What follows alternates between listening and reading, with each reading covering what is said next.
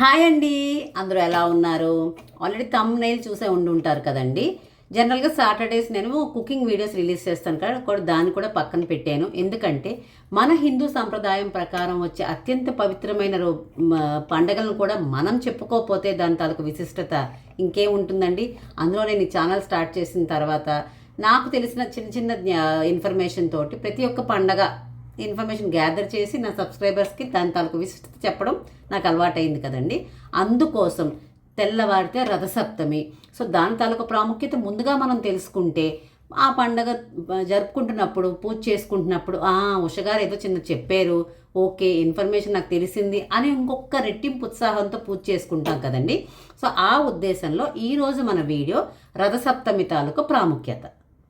ఈ భూమి మీద అన్ని జీవరాశులు సురక్షితంగా సుభిక్షంగా ఉన్నాయి అంటే one of the major reasons ఈ సూర్యభగవానుడే కదండి. అందుకనే మనం ఈ భానుడిని కనిపించే దేవుడిగా భావిస్తూ ఉంటాం. సూర్యారాధనకి మన హిందూ సాంప్రదాయంలో ఎంతో ప్రాముఖ్యత ఉంది. పైగా భక్తులు ఈ రోజున అంటే సూర్య జయంతి రోజు ఎక్కువగా సూర్యారాధన చేస్తూ ఉంటారు. మాఘమాసంలో శుక్లపక్షం సప్తమి తిథి నాడు వచ్చే రోజునే మనం రథసప్తమి అంటాం. సూర్యుడు తన 7 గుర్రాల రథంపై దక్షిణాయనం ముగించుకొని పూర్వోత్తర దిశగా ప్రయాణం సాగిస్తారని, అది ఈ రోజు నుంచే ప్రారంభమవుతుందని చాలామంది భక్తులు విశ్వసిస్తారండి. అందుకనే మనకి ఈ మాఘశుద్ధ సప్తమి నుండి వచ్చే 6 మాసాలని మన ఉత్తరాయణ పుణ్యకాలంగా భావిస్తూ ఉంటాము. ఇంతకీ ఆ 7 గుర్రాల పేర్లేంటో తెలుసా అండి? గాయత్రి, త్రిష్ణుప్, జగతి, అనుష్ణుప్, పంక్తి, బృహతి, ఉష్ణిక్త్. ఇవి 7 గుర్రాల పేర్లండి. రథసప్తమినే మనం సూర్య జయంతి అన్నాం కదండి. సూర్య జయంతి అంటే సూర్యుడి పుట్టినరోజు కాదండి. ఈ 7 గుర్రాల రథంపై భానుడు స్వారీ చేస్తూ మేషం నుండి మీనం వరకు ఉన్న 12 రాసుల చుట్టూ తిరుగుతూ మొత్తం 12 రాసులను కవర్ చేయడానికి 1 సంవత్సరం టైం పడుతుందటండి. అందుకే రథానెక్కి సూర్యుడు సాగించే ప్రయాణాన్ని ఈ రోజు నుంచి మొదలు పెడతారు. కాబట్టి భాను జయంతి కానీ సూర్య జయంతి అని కానీ అంటారు. అంతేగాని సూర్యుడి పుట్టినరోజు కాదండి. అంటే మనకు తెలియదు కదా, తెలియకుండా కొన్ని అంటుంటాం కాబట్టి ఇది ఈ ప్రాముఖ్యత. ఇంకా మాఘం అంటే పాపం లేనిది, పుణ్యాన్ని ప్రసాదించే మాసాన్ని అంటే ఎక్కువ పుణ్యమాసాన్ని మనం మాఘమాసం అని అంటారు. పాపాన్ని తొలగించే మాసాన్ని అని కూడా మాఘమాసం అంటారు. నిజానికి ఉత్తరాయణం మనకి మన లాస్ట్ టైం కూడా చెప్పుకున్నాం కదండి, మకర సంక్రాంతి నాడు ఉత్తరాయణం ప్రారంభం అవుతుందని. సో మకర సంక్రాంతి నాడు ఉత్తరాయణం ప్రారంభమైనా రథసప్తమి నుండే ఉత్తరాయణ స్ఫూర్తిని పూర్తిగా గోచరిస్తుంది. దక్షిణాయనం నుండి విముక్తుడైన భాస్కరుడు ఈ రోజు నుంచే ఉత్తర దిక్కుకి ప్రకాశిస్తూ ఉంటాడు. అందుకే మీకు జనరల్గా చూడండి, పండగ నుంచి కొంచెం మనకి వేడి ఎక్కువ ఉంటుంది. రథసప్తమి నాడు ఇంకొంచెం మనకు వేడి ఉంటుంది.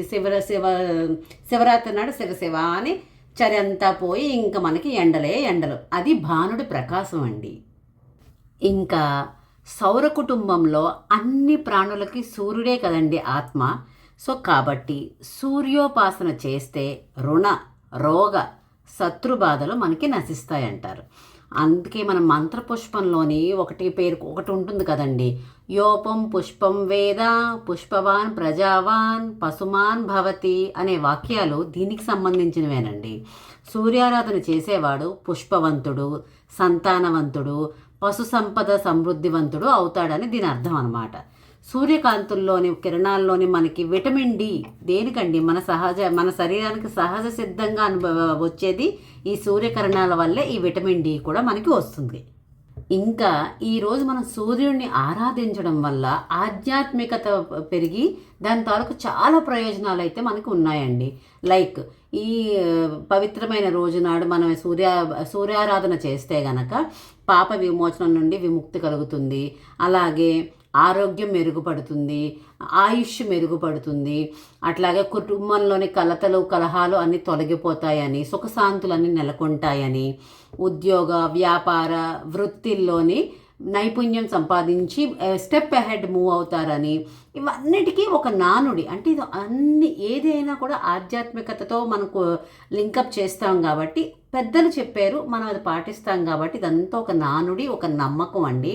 పైగా ఈ రథసప్తమి నాడే చాలామంది లేడీస్ నోములు నోచుకుంటారు. లైక్ ఈరోజు అక్షింతలు వేసుకుంటారు పలానా నోము అనుకొని, సో 1 ఇయర్ లోపల నోము తీర్చుకోవాలని అనుకుంటూ ఉంటారు. ఒకవేళ ఈరోజు మిస్ అయితే శివరాత్రి నాడు నోములు నోచుకుంటారు. సో అంత ఇంపార్టెన్స్ ఉన్నదండి ఈ రథసప్తమి రోజున. అందుకని ఈ పవిత్రమైన రోజున, అంటే రేపటి రోజున రథసప్తమి నాడు వేకువజామునే లేచి తలపైన 7 జిల్లేడు ఆకులతోటి తలస్నానం చేస్తే ఆరోగ్యానికి శుభసూచకం అని మన పెద్దలందరూ చెప్పారండి. దాంతోపాటు సంధ్యావందనం, సూర్య నమస్కారాలు, అర్ఘ్య ప్రదానాలు ఇలాంటి ప్రక్రియలన్నీ చేపట్టితే, మన సంప్రదాయాలను మనం పాటిస్తే మన కోసమే కదండి, ఏదైనా మన ఆరోగ్యం కోసమే. మనం ఎవరి కోసమో మనం పూజలు చేయక్కర్లేదు, ఎవరి కోసమో భక్తి చేయగలం. మన ఒంటి ఆరోగ్యం, మన ఇంటి మంచితనం కోసమే కదండి ఇవన్నీ చేస్తుంటాము. ఇవేనండి. పైగా ఈ రోజున మనం బెల్లం పరవానం వండుతామండి.